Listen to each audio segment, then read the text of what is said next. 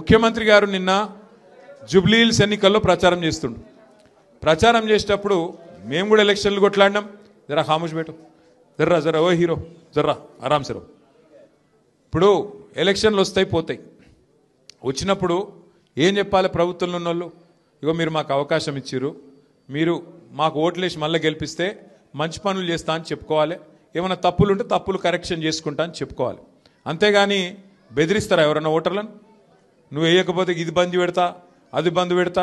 నేను అడుగుతున్నా, ఒక్కసారి ఆలోచన చేయండి. మీరు ఆ పదవే ప్రజలు ఇచ్చిన భిక్ష. ఆ పదవి మంత్రి పదవైనా, ఎమ్మెల్యే పదవైనా, ముఖ్యమంత్రి పదవైనా మీరు పెట్టిన భిక్ష. మీరు కాదనుకుంటే పెద్ద పెద్దోళ్ళే దిగిపోయినారు. ఎన్టీ రామారావుని ఒడగొట్టిరు ఈ దేశంలో, ఇందిరమ్మను ఒడగొట్టిరు.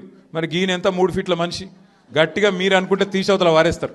కానీ ఆయన ఎక్కువ ఊహించుకుంటున్నాడు. ఆయన నేనేదో రాజు అయిపోయినా, చక్రవర్తిని అయిపోయినా, నన్ను మించిన వాడు లేడు, నేనేదో యుద్ధంలో గెలిచి వచ్చినా, ఇది నా సామ్రాజ్యం అన్నట్టు ఇది కట్ చేస్తా, అది కట్ చేస్తా అంటే ఆయన తోక కట్ చేసే రోజులు ఎక్కువ దూరం ఏం లేదు. జూబ్లీ హిల్స్లో బరాబర్ ప్రజలు తోక కట్ చేసే ఆలోచనలో ఉన్నారు. కాంగ్రెస్ పార్టీది బుద్ధి చెప్పే ఆలోచనలో ఉన్నారు.